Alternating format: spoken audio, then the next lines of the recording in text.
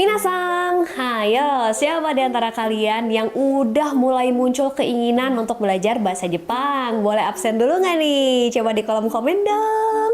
Hai minasang, perkenalkan aku Amanda dari Wagomu Japanese Class. Jadi buat kalian-kalian nih yang mulai tertarik, pengen belajar bahasa Jepang, mulai pengen banget nih bisa ngobrol pakai bahasa Jepang, kalian menemukan video yang tepat. Karena di video kali ini aku akan share ya gimana sih bahasa Jepang itu, step-step untuk belajarnya tuh gimana sih, biarpun teman-teman semua misalnya dari nol banget atau pemula banget, pokoknya di video kali ini kalian bakal tercerahkan. So, buat teman-teman yang baru pertama kali mampir ke sini, jangan lupa untuk subscribe channel kita karena semuanya yang kita share di sini adalah tentang Jepang, pastinya bermanfaat buat teman-teman semua. So, kita langsung lanjut aja ke videonya. Sebagaimana kita tahu sendiri, bahasa Jepang itu makin kesini makin populer. Setuju nggak sih teman-teman? Jadi makin banyak orang Indonesia yang memiliki minat untuk belajar bahasa Jepang. Entah karena mereka memang suka dengan bahasanya atau budayanya, atau rata-rata sih kalau anak muda tuh senang dengan pop culture-nya ya. Kayak anime, manga, mereka tuh sangat suka gitu kayak dengan si pop culture Jepang itu sendiri. Ataupun nih orang tuh ada yang niatan belajarnya tuh cuma buat iseng. Ada loh, jadi kayak belajar bahasa Jepang, buat apa? Buat nambah soft skill aja gitu. Ada ya guys ya. Ada juga yang mungkin belajar tuh memang ingin melanjutin studi atau sekolah di Jepang. Ada juga yang paling banyaknya sih kalau zaman sekarang ya, maksudnya di periode sekarang itu adalah karena ingin bekerja di Jepang, ingin digaji menggunakan yen. Apakah kalian salah satunya mungkin? So, apapun alasannya, tapi kalau misalkan kalian memang pengen belajar bahasa Jepang, ya kalian sudah menemukan video yang tepat. Oke, sekarang aku akan coba share sih ya tentang bahasa Jepang itu sendiri. Menurut kalian, apa sih yang kalian pikirkan ketika kalian mendengar orang bicara bahasa Jepang atau mungkin baca tulisan dalam bahasa Jepang? Pastinya yang paling pertama kalian akan berpikir bahwa bahasa Jepang itu menarik dan unik banget. Yes, aku bisa bilang bahasa Jepang ini beda banget dengan bahasa-bahasa lainnya di dunia. Yang pertama, yang paling mencolok tentunya dari tulisannya sendiri. Yes, huruf Jepang atau tulisan bahasa Jepang itu ada 4 teman-teman. Ada hiragana, ada katakana, ada kanji, dan romaji. Kita pertama-tama ya harus kenalan dulu dong sama huruf-hurufnya. Emang ada huruf apa aja sih gitu. Karena kita taunya selama ini kayak huruf Jepang tuh kusut-kusut ya. Ternyata huruf Jepang juga ada alfabetnya. Yes, karena ada 4 jenis huruf tuh dalam bahasa Jepang. Kita coba bahas satu persatu. Sekarang mari kita bahas huruf-huruf Jepang satu persatu teman-teman. Kan tadi aku bilang ada 4. Yang pertama itu kita mulai dari hiragana. Oke, hiragana ini digunakan untuk menulis kosakata asli Jepang. Kayak gitu. Misalnya apa kak? Misalnya yang sederhana ada daigaku, ada sensei, ada gakusei, dan lain-lain. Pokoknya kosakata asli dari Jepang ya kita tulis menggunakan hiragana.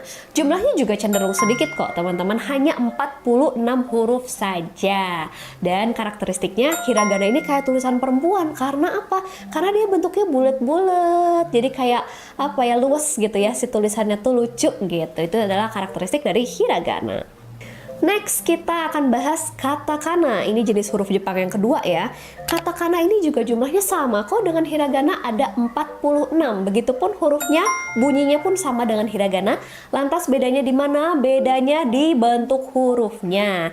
Kalau hiragana tadi bentuknya bulat-bulat, kalau katakana ini bentuknya lebih kaku, lebih tegas, dan lebih tajam-tajam bersudut gitu karena diidentikan dengan tulisan laki-laki. Apa fungsinya kak katakana ini? Fungsinya adalah untuk menulis kosakata serapan termasuk nama orang asing dan nama negara. Kayak gitu, nama negara asing ya selain Jepang gitu loh guys. Nah, contoh ya biar lebih gampang. Ada kata misalkan soccer gitu ya, bola gitu kan, jadinya saka gitu. Kalau kata game, kita tahu game gitu ya, permainan, dikata-kanain menjadi game kayak gitu, dan lain sebagainya. Jadi kalau misalkan katakana, ingatnya itu kosakata serapan semua ditulis pakai katakana ya. Kemudian kita punya satu jenis huruf yang menjadi musuh semua orang yang belajar bahasa Jepang, yaitu kanji. Waduh, siapa nih di antara kalian yang masih bilang kanji itu susah? gampang teman-teman asal tahu caranya, bukan yang asal tahu bentuknya. So, kanji ini apa sih ya? Jadi kanji ini pun sebenarnya sama sih sama hiragana. Kanji ini untuk menulis kosakata asli Jepang yang sebenarnya gitu loh guys. Jadi kosakata yang emang asli dari Jepangnya, semua tuh bisa ditulis menggunakan kanji. Contoh Kamanda, contohnya misalnya adalah kanji ini, hi atau matahari. Ada kanji yama yang bisa artinya adalah gunung. Nah, itu semua adalah kosakata asli Jepang gitu loh guys. Dan biasanya si kanji ini tuh melambangkan sesuatu. Jadi bentuknya itu terinspirasi dari bentuk yang sebenarnya. Berapa sih Kak jumlah kanji? Ya, kalau misalkan dibilang jumlah kanji tuh kayaknya banyak banget ya, kayak agak impossible untuk dihafalkan. Ya, dalam kehidupan sehari-hari di Jepang, kanji yang digunakan itu ada sekitar 2000 sampai dengan 3000 kanji. Tapi aslinya guys, ada lebih dari 50.000 kanji yang ada di Jepang. Waduh, banyak banget. Tapi tenang aja, buat kalian semua yang mungkin baru pemula, cukup hafalin kanji-kanji yang digunakan di zaman sekarang aja. Nggak usah repot-repot ngapalin kanji nama-nama orang dari zaman dulu. Itu nggak usah ya teman-teman, seperti itu. Dan satu huruf lagi yang terakhir, yang keempat adalah romaji. Yes, huruf romaji. Ya, J-nya sendiri itu sebenarnya huruf sih, nggak usah pakai huruf lagi ya. Jadi kita sebut saja romaji. Apa sih Kak romaji itu? Romaji itu sama kok kayak alfabet A, B, C, D, E, F, G, H, I, J, K, L, M, N, O, P, Q, R, S, T, U, V, W, X, Y, Z. Yes, itu adalah romaji. Hai, jadi romaji ternyata dipakai juga di Jepang. Boleh nggak sih Kak kita pakai romaji aja selamanya? Ya nggak bisa dong guys, karena itu hanya salah satu dari 4 huruf Jepang gitu. Romaji dipakai buat apa? Biasanya romaji ini untuk menuliskan singkatan gitu ya. Kayak nama perusahaan atau apa gitu, perusahaan asing.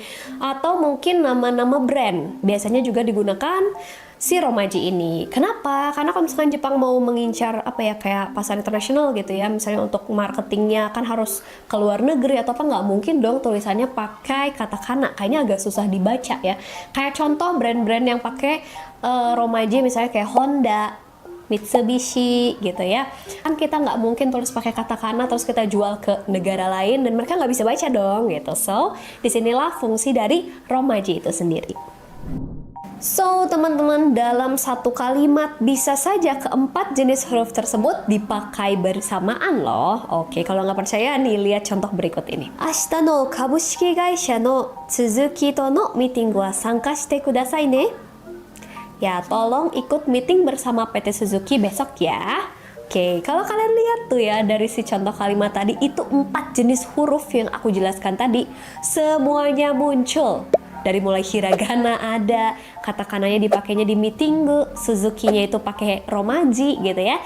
Dan sisanya ada yang pakai kanji, ada yang pakai hiragana. So, bener kan keempat jenis huruf itu kalian harus kuasai pastinya. Well, ternyata memang Jepang ini unik banget karena mereka punya 4 jenis huruf gitu ya guys ya. Tapi gimana sih Kak, masa kita harus hafalin semuanya langsung atau gimana nih baiknya? Step awalnya yang jelas kalian harus bisa hafalin hiragana dan katakana dulu ya. Aku nggak bilang hafalin sih, tapi kuasai gitu ya. Jadi kalian tuh bener-bener harus udah masuk ke otak kalian adalah hiragana dan katakana. Yang pertama, karena kedua jenis huruf ini tuh kan jumlahnya juga tidak terlalu banyak ya, masing-masing 46 saja. Terus ini tuh memang langkah pertama untuk kalian belajar pakai buku-buku bahasa Jepang gitu loh, textbook bahasa Jepang, karena kalaupun ada tulisan kanji di atasnya suka ada furigananya. Jadi kalau kalian belum hafal hiragana, belum hafal katakana, itu akan susah sih untuk belajar ke next stepnya. So langkah pertama kalian harus kuasai dulu hiragana dan katakananya dulu ya. Kalau untuk kanji memang secara jumlah tuh kan ada banyak banget ya guys ya. Jadi sebenarnya kalau kanji sebari jalan tuh nggak apa-apa. Yang penting kalian sudah hafal hiragananya, karena nanti bisa dibantu sama furigana alias tulisan hiragana kecil di atas kanji yang menunjukkan cara bacanya seperti apa. Oke, sekarang kita masuk ke keunikan yang kedua, yaitu kalau di bahasa Jepang tuh adalah pola kalimatnya.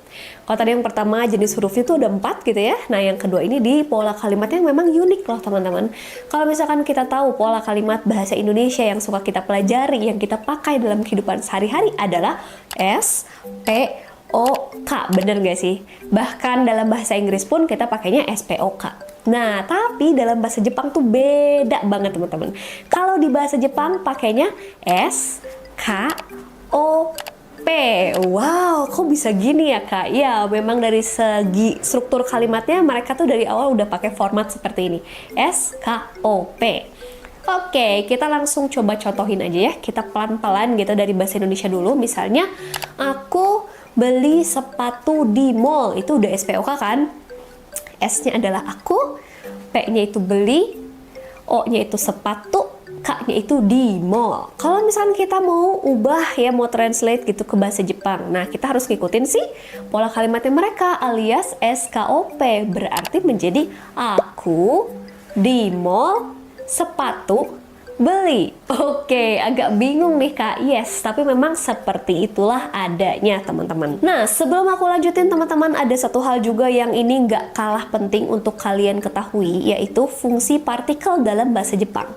Jadi keunikan dalam bahasa Jepang yang lainnya adalah mereka itu menggunakan partikel gitu. Partikel ini tuh ada macam-macamnya, ada wa, mungkin teman-teman tahu, ada ni, ada de, ada wo, ada e, ya gitu kan. Partikel tuh banyak gitu kan. Nah, partikel ini tuh merupakan ciri khas juga ya dari bahasa Jepang itu sendiri. Dan biasanya setiap partikel itu menandakan fungsi dari setiap kata dalam kalimatnya. Kayak misalnya partikel penanda subjek adalah wa, partikel penanda objek adalah o. Kemudian misalnya partikel penanda keterangan waktu ada ni dan lain sebagainya. Tapi kalau Manda jelasin sekarang tentang partikel ini kayaknya bakal kepanjangan teman-teman. Jadi nanti aku akan bikin di video terpisah. So teman-teman stay tune juga untuk lebih mengerti tentang partikel. Tunggu aja video aku yang berikutnya. Nah teman-teman, sekarang kita coba lihat kalimat yang sudah kita ubah polanya ke pola kalimat Jepang tadi. Kita insert partikel di antaranya. Gimana? Kita coba ya. Tadi kan kita udah urutin sesuai SKOP. Ada aku mau sepatu beli. Ya, oke, sudah benar ya, sesuai dengan urutan bahasa Jepangnya. Kalau misalkan kita insert si partikelnya seperti tadi, aku itu adalah subjek. Berarti setelah subjek ada wa gitu. Yang kedua itu ada mall. Teman-teman, mall itu kan kayak penanda ini ya, apa sih, keterangan tempat. Nah kalau keterangan tempat itu pakainya de. Jadi aku wa mall de. Terus ada sepatu ya, sepatu beli. Nah sepatu dan beli di antaranya itu kita bisa insert satu partikel lagi, yaitu partikel O untuk seperti penanda objek gitu loh guys. Dan di terakhirnya karena ada predikat alias predikatnya ditempati oleh kata kerja, kita tambahkan mas aja terlebih dahulu ya, bentuk paling simpelnya aja, bentuk paling umumnya saja gitu. So sudah aku susun ini sesuai dengan SKOP dan sudah aku masukkan juga partikelnya. Selanjutnya apa nih? Coba kita lihat ya. Berikutnya, teman-teman langsung saja kosakatanya ubah ke dalam kosakata bahasa Jepang. Ya kan tadi kita udah sempilin si partikel-partikelnya ya. So, jadi seperti apa? Jadinya, watashi wa moru de kutsu wo kaimasu. Oke, wih, baru belajar berapa menit udah bisa nih teman-teman semua bikin kalimat. Jadi itu adalah step-step untuk teman-teman bisa menerjemahkan kalimat ke dalam bahasa Jepang gitu ya. Untuk pemula pastinya. Jadi langkah pertamanya tadi apa teman-teman? Kalian harus bisa mengenali dulu fungsi katanya. Ini tuh yang mana yang subjek, yang mana yang predikat gitu-gitu ya. Jadi kalian kenali dulu fungsi katanya satu persatu. Sudah itu kalian urutkan berdasarkan si SKOP tadi yang Jepangnya ya. Jadi S-nya mana, K-nya mana, O-nya mana, P-nya mana, urutin seperti itu. And then setelah itu selipkan partikelnya yang sesuai dengan fungsi katanya guys. Dan yang terakhir langsung saja kalian translate berdasarkan kotobanya alias kosakata dalam bahasa Jepangnya.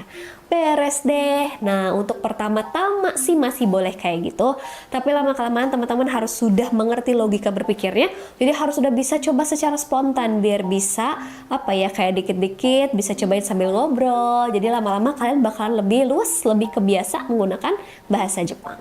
Ngomong-ngomong, buat teman-teman jangan sampai kalian ketukar ya antara kalimat dan juga kata gabungan. Nah, dua hal ini nih sering tertukar. Jadi para pembelajar bahasa Jepang tuh biasanya masih nggak ngerti nih, yang mana sih yang kalimat, yang mana sih yang kata gabungan.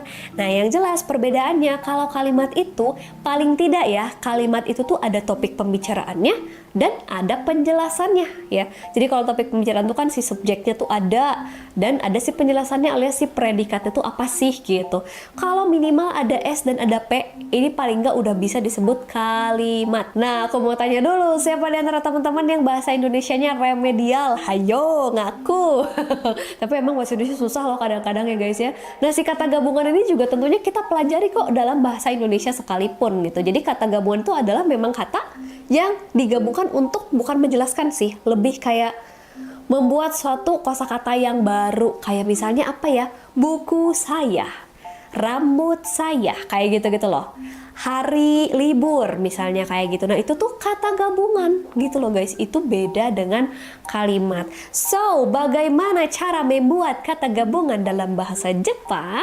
Caranya agak unik sih. Kita coba aja menggabungkan kata benda dan kata benda terlebih dahulu ya. Nah, tipsnya adalah dibalik gitu loh guys. Dibalik. Terus tengahnya disempilin no. Sesimpel itu. Kayak misalnya aku mau bilang sekolah saya. Nah, itu kan sebuah kata gabungan ya. Sekolah saya. Sekolahnya aku loh gitu. Kalau misalkan mau dijelaskan. Gimana nih bahasa Jepangnya untuk kata gabungan tersebut? Gampang banget. Pertama kita balik dulu. Jadinya aku sekolah. Betul kan? Di tengahnya kasih no. Aku no sekolah. Translate deh ke bahasa Jepang. Watashi no gakko. Watashi no gakko. Artinya sekolah aku. Simple banget teman-teman. Jadi kalian udah bisa ngebedain ya yang mana yang kata gabungan, yang mana yang bukan kata gabungan alias kalimat yang memiliki paling tidak subjek dan predikat. Kayak gitu loh guys. Jadi sesimpel itu. Kata gabungan itu sendiri pun nggak perlu kata benda dan kata benda saja seperti yang aku jelasin tadi. Bisa juga ya kayak kata benda, kata sifat nih ya. Kata sifat tambah kata benda bisa. Kata kerja tambah kata benda bisa dan lain sebagainya. Itu bisa-bisa aja. Dan itu bisa kalian ulik sendiri sih. Kalau menurut aku udah yang penting udah tahu ya si pahamnya, cangkemnya tuh gimana. Sisanya kalian bisa explore sendiri. So, teman-teman, keunikan yang kedua ini tuh membuat step kedua dalam belajar bahasa Jepang kita ini menjadi lebih bisa kita pahami banget ya. Yaitu pertama, teman-teman harus bisa mengerti susunan kalimatnya tuh harus gimana sih. Itu ya langkah pertamanya. Berikutnya, kalian harus memahami logika partikel. Di mana partikelnya disempilkannya, terus partikel apa yang digunakan itu udah harus mulai masuk ke logik kalian supaya nanti bisa menjadi apa ya kebiasaan yang otomatis gitu loh guys. Gitu kalau untuk itu. Nah, kalau misalnya kalian udah mengerti dua langkah yang tadi, berikutnya adalah tentang kosakata sih guys. Kalau misalnya kosakata itu kan banyak ya, tahu sendiri dalam bahasa Indonesia aja kadang kita masih ada yang belum tahu ini bahasa Indonesianya apa sih gitu kan. Apalagi di bahasa asing yaitu bahasa Jepang. Jadi tipsnya kalau dari aku, kamu harus sediakan 3-15 menit dalam sehari untuk apa? Untuk menambah kosakata baru setiap harinya. Dan ini adalah PR kalian seumur hidup guys, karena memang ini harus konsisten sih. Jadi kalian nggak bisa yang kayak cuman belajar hari ini doang dan menganggap itu udah bisa lah gitu. Tidak ada, yang namanya belajar bahasa itu harus konsisten, terus-terusan setiap hari, nggak ada kata cukup. Karena yang namanya bahasa itu berkembang seiring dengan waktu. Bener gak sih teman-teman? Wakamono kotoba alias kosakata anak muda tuh pastinya bertambah terus kan setiap saat. Nah, itulah kenapa kalian harus terus konsisten belajar bahasa. Ya, jadi PR dari aku ingat-ingat ya, harus nambahin kosakata baru setiap harinya. Oke guys, minimal 3 ya. Nah, intinya teman-teman kalau kalian sudah memiliki banyak kosakata itu bakal lebih mudah lagi buat kalian bikin kalimat gitu. Paling tidak dengan kalian mengikuti step 1 dan step 2 tadi, kalian udah bisa loh bikin kalimat-kalimat simple. Kayak misalnya aku makan di restoran, aku pergi ke sekolah. Kalimat-kalimat seperti itu udah bisa kalian bikin sendiri. Apalagi kalau kosakata kalian ya udah semakin banyak. Wah, itu bakal lebih asik sih teman-teman. So, kalau sudah mengerti kedua step tadi, kita akan langsung next ke step yang ketiga. Nah, yang ini tuh mungkin agak unik ya buat teman-teman semua juga, yaitu tentang konjugasi kata kerja. Sama halnya dengan di Indonesia dan di bahasa Inggris pun ada ya yang namanya konjugasi kata kerja. Begitupun yang di Jepangnya. So, yang Jepang ini sebenarnya konjugasi kata kerjanya juga menurut aku ya, ini tuh lebih mudah loh daripada bahasa Indonesia dan bahasa Inggris. Kebayangnya di bahasa Inggris ada verb ing, ada kalimat lampau juga yang benar-benar semua itu berubah-ubah, ya nggak sih? Bener nggak sih? Jadi kalau di Indonesia ada memakan, dimakan, yang gitu-gitulah, itu kan konjugasi terhadap kata kerja. Nah, di bahasa Jepang tuh ada 5 guys jenis konjugasi kata kerjanya, dan simple, dan juga semuanya sudah mengikuti logika berpikir kalau menurut aku. Jadi kalau kalian udah pelajarin, itu bakal langsung masuk ke otak kalian guys. Kita coba bahas satu persatu ya. Yang pertama ada bentuk A. bentuk A itu adalah bentuk kasual negatif, teman-teman. Kemudian ada bentuk I. Bentuk I itu adalah bentuk mas. Kemudian ada bentuk U. Bentuk U itu adalah bentuk kamus. Kemudian ada bentuk T. Bentuk T adalah bentuk sambung ya, untuk bentuk yang menyambungkan gitu loh guys. Kemudian ada bentuk tak, yaitu bentuk lampau kasual. Oke, itu adalah kamus yang kita bikin sendiri ya teman-teman. Jadi untuk mempermudah kita dalam mengingat si konjugasi kata kerja, kita bikin deh bentuk A, I, U plus T plus ta ya. Jadi ada beberapa cara buat kalian ngafalin si konjugasi kata kerjanya. Nah, kalau sudah mengerti tentang konjugasi kata kerja ini guys, kalian tuh bakal ketemu sama pola-pola instan yang bisa kalian gabungin nih sama si konjugasi kata kerjanya. Pola-pola siap pakai ini tuh sangat berguna loh dalam kehidupan sehari-hari ya. Misalnya pernah dengar gak bentuk T ditambah kudasai? Wah, sering sih denger di anime. Wah, sering sih kak denger di restoran, denger di kehidupan sehari-hari di drama Jepang misalnya. Yes, karena bentuk T kudasai ini kayak artinya tuh tolong bla bla bla gitu. Kayak misalnya aku mau bilang tolong pergi gitu ya. Jadi bentuk T kudasainya adalah dari ikimas dulu. Dari ikimas ubah ke bentuk T menjadi ite. Terus tambah kudasai, ite kudasai, tolong pergi, kayak gitu. Terus ada lagi nih teman-teman, misalnya bentuk A ditambah nakereba narimaseng. Waduh, ini bagaimana kak? Ya, ini tuh artinya harus. Mau ngomong harus aja kayak ribet banget, kudu bentuk A tambah nakereba narimaseng. Yes, mau nggak mau ya teman-teman. Tapi ini adalah pola siap pakai yang kita satukan dengan bentuk A gitu loh guys. Kayak contohnya apa ya, misalnya harus makan, pokoknya kamu tuh harus makan, kayak gitu ya. Kita cari tahu dulu makan bahasa Jepangnya apa, tabemas ya.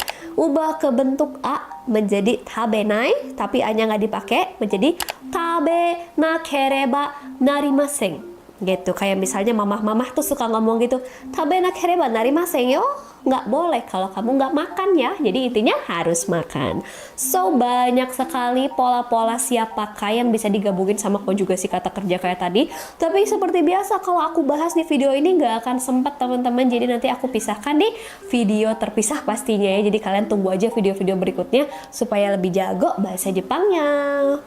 Gimana nih? Sebenarnya pembelajaran hari ini tuh basic banget ya guys ya. Jadi kalau misalnya kalian yang lagi belajar di tengah-tengah, udah sampai di bab berapa gitu misalnya, pasti bakalan iya ya, bakal nge-review ulang nih. Ternyata dulu tuh stepnya begini ya. Apa mungkin di antara kalian ada yang kelewat-lewat, ada yang masih nggak sama nih logika berpikirnya? Semoga dengan menonton konten ini kalian jadi lebih tersistematis lagi ya di kepalanya. Oh iya, ternyata step-step belajar bahasa Jepang tuh kayak gini. Oh iya, ternyata yang aku masih miss tuh di bagian partikelnya. Oh iya, ternyata konjugasi kata kerja, misalnya bentuk ta atau bentuk a, aku masih nggak ngerti. Nah, kalau kalian udah mengerti nih di mana nih letak kekurangan kalian, itu bakal lebih mudah buat kalian untuk mempelajari bahasa Jepang ke depannya loh. Yang jelas sebenarnya bahasa Jepang itu gampang guys, belajar secara otodidak juga bisa, tapi kalau mau aku bantu juga bisa. Kalau misalkan ada materi apa lagi yang mau kalian bahas, misalnya ke depannya juga boleh, silahkan langsung aja tuliskan di kolom komentar. Dan jangan lupa buat share video ini ke teman-teman kalian, terutama yang dia belajar bahasa Jepang tapi nggak bisa-bisa gitu loh guys. Boleh bantu di share aja ya.